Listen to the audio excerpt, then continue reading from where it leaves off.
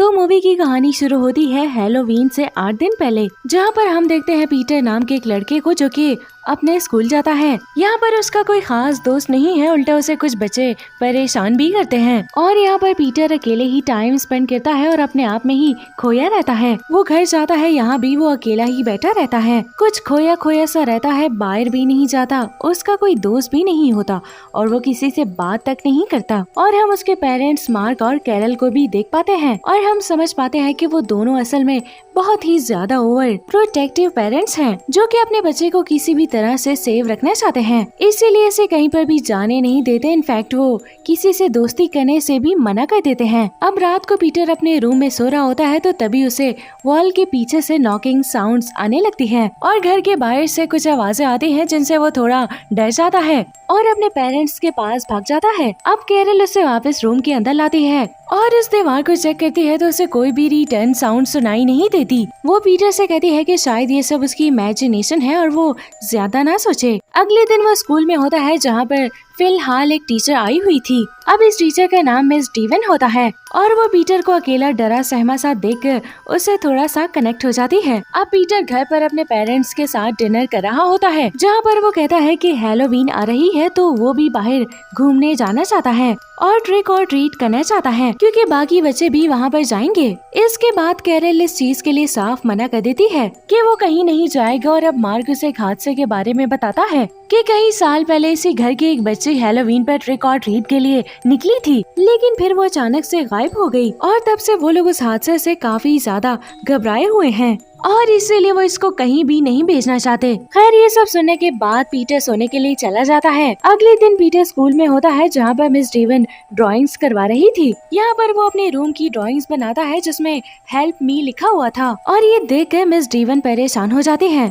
और वो उस ड्राइंग को दिखाने के लिए उसके घर पर जाती है, बस ये सब पूछने के लिए कि सब ठीक तो है ना। यहाँ वो कैरल से मिलती है जिसे उसके घर तक आना जरा भी पसंद नहीं आता और वो उससे थोड़ा रूड बिहेव भी करती है और कहती है कि पीटर सब कुछ इमेजिन करता है। अब कैरल अपने बेटे पर थोड़ा सा गुस्सा करती है कि उसकी ये फालतू की इमेजिनेशन उन्हें परेशानी में डाल देगी और ये कहकर वो वहाँ से चली जाती है। अब रात को पीटर अपने रूम में था कि फिर से उसे उसी लड़की की आवाज आती है जिससे वो कहता है कि वो सिर्फ उसकी इमेजिनेशन है, जिससे वो बोलती है कि नहीं और वो सिर्फ उसकी दोस्त बनना चाहती है और अगर वो चाहेगा तो वो यहाँ से चली जाएगी। और अब इस बात के लिए वो उसे रुकने के लिए बोल देता है क्योंकि उस बच्चे का कोई भी दोस्त नहीं था और यहाँ पर ये लड़की अपना नाम सैरा बताती है। अब अगले दिन वो स्कूल में होता है जहाँ पर सभी बच्चे पम्पकिन से हैलोवीन डेकोर बना रहे थे और पीटर भी अच्छा सा एक डेकोरेशन बनाता है जिससे वो बहुत ज्यादा खुश था। लेकिन तभी एक लड़का बैरन उसे परेशान करने के लिए उसका पम्पकिन को तोड़ देता है जिससे वो बहुत ही ज्यादा दुखी हो जाता है।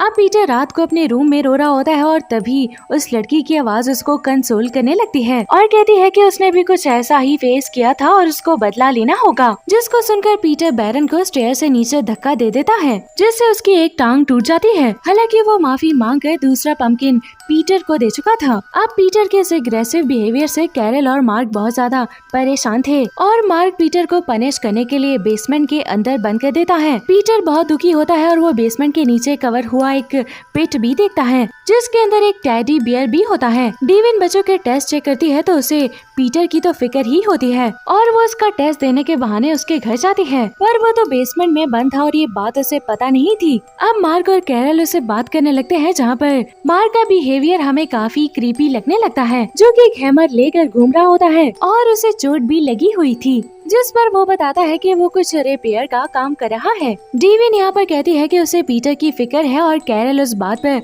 गुस्सा करने लगती है कि वो उसके ही पेरेंट्स को गलत कैसे कह सकती है एंड ऑल दैट। अब कैरल रात को पीटर को बेसमेंट से बाहर निकालती है और उसे खिला पिला कर सोने के लिए भेज देती है और अकेले होते ही पीटर वॉल के पास आता है और नॉक करता है और वो लड़की उससे बात करने लगती है और कहती है कि पीटर को अपने माँ बाप से संभल कर रहना होगा क्योंकि वो जैसे दिखते हैं वो वैसे है नहीं। और वो एक शॉकिंग चीज रिवील करती है कि वो खुद पीटर की बहन है और वो अभी तक इस इंतजार में बैठी थी कि कब पीटर बड़ा होगा और वॉल क्लॉक को हटाकर सीक्रेट डोर ओपन करके उसको फ्री करेगा। ये सब सुनकर पीटर परेशान हो जाता है और उसे उसकी बातों पर यकीन भी कम होता है। वो वॉल के होल से देखता है जिसके अंदर उसे एक लड़की की एक बड़ी सी आंख दिखाई देती है और दोस्तों जिससे वो बहुत डर जाता है। अब वो लड़की उसे कहती है कि उसके पेरेंट्स इवल हैं और उन्होंने ही उसे यहाँ पर डाला है और पीटर के साथ भी वो गलत ही करने वाले हैं, तो वो अपना ख्याल रखे। अब इस अनजान पावर और अनजान आवाज की वजह से पीटर काफी डर चुका था और उसे अपने ही पेरेंट्स के इवल रूप के ख्वाब आने लगते हैं, जिससे कैरल उसको संभालती है। पर अब वो रूम में लेटा हुआ था और वो लड़की उससे बात करते हुए कहती है कि वो एक जगह कैद है और जैसे तैसे रास्ता बनाकर पीटर तक आती है बात करने के लिए। और जब उसके माता पिता का काम पीटर से खत्म हो जाएगा तो वो उसे मार कर पीटर को अंदर डाल देंगे, जिस पर वो कहता है कि वो लोग ऐसे नहीं हैं। वो कहते हैं कि वो लोग पहले भी किसी की जान ले चुके हैं और चाहे तो वो गार्डन में डिग करके चेक कर ले। और डिग करने पर पीटर को एक स्केलेटन मिलता है, जिसके बारे में वो कहता है कि हैलोवीन ट्रिक और ट्रीट के लिए एक बच्ची उनके घर पर आई थी और जिससे उसने हेल्प मांगी थी, लेकिन उसके मम्मी पापा ने उसको मार दिया था ताकि कोई और बाहर से हेल्प ना ले पाए। फिर हमें पता चलता है कि सालों पहले जो बच्ची गायब हुई थी वो कहाँ गई थी। असल में उसको मार कर यहीं पर दफना दिया गया था। कैरल उसे रोक देती है और उस पर गुस्सा करती है, जिससे उसे वॉल के होल के बारे में पता चलता है। वो बहुत ज्यादा डर जाती है और वो सोचती है कि उस लड़की ने पीटर से क्या बोला और अब जो कुछ भी गलत होगा उसका जिम्मेदार पीटर ही होगा। खैर अब वो मार्क से बात करती है जो कि उसे समझाता है। तभी वॉल के पीछे से वो लड़की उससे बात करती है कि उसने उसके माता पिता को बात करते हुए सुना है कि वो पीटर को मारने वाले हैं और अब पीटर को कुछ ना कुछ तो करना ही होगा, लेकिन उसके मम्मी पापा ने उसको मार दिया था ताकि कोई और बाहर से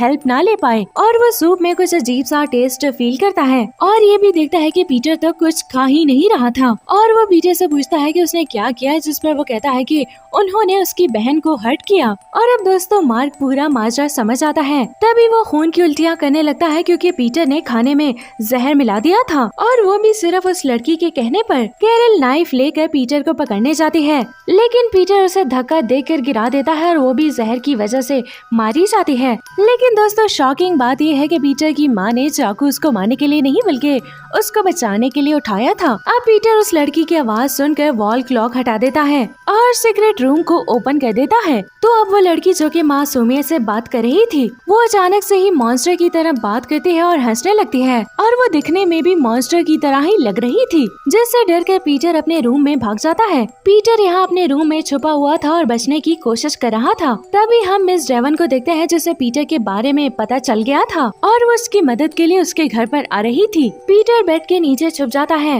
जहाँ पर बेड के ऊपर वो मॉन्स्टर बैठी हुई थी जो कि अपनी कहानी बताती है। अब दोस्तों यहाँ पर खुलते हैं इस मूवी के असल पते। तो असल में वो मार्क और कैरल की पहली चाइल्ड थी, लेकिन डिफॉर्म पैदा हुई थी जिसकी बॉडी किसी मॉन्स्टर की तरह थी, जिसे दुनिया से छुपाने के लिए उन्होंने उसे एक पिट में रखना शुरू कर दिया था और वो जानते थे कि वो एग्रेसिव भी है जो कि लोगों को मार भी सकती है। यानी कि इस डिफॉर्म चाइल्ड के अंदर स्टार्टिंग से ही किलर वाले जरासीम थे, यानी कि वो कोई आत्मा नहीं है बल्कि कोई इंसान है। दोस्तों सिंपल इज दैट कि पीटर की ये डिफॉर्म से दिखने वाली बहन सैरा पीटर से जेलस होती थी क्योंकि पीटर एक इंटेलिजेंट और परफेक्ट बॉय होता है। सो इसीलिए उसने पीटर के जरिए खुद को इस कैद से आजाद करवाया और पीटर भी उसकी बातों में आ गया था। मिस डेवन पीटर को बचा लेती है, मगर पीटर की बहन सैरा कहती है कि वो हमेशा पीटर का पीछा करती रहेगी और वो पीटर को मारना चाहती है। यहाँ पर दोस्तों हम ये भी देख पाते हैं कि मिस डेवन ने काइंड ऑफ पीटर को गोद ले लिया था। पीटर के ऊपर मौत का खतरा हमेशा बने रहने वाला था और इसी के साथ ये मूवी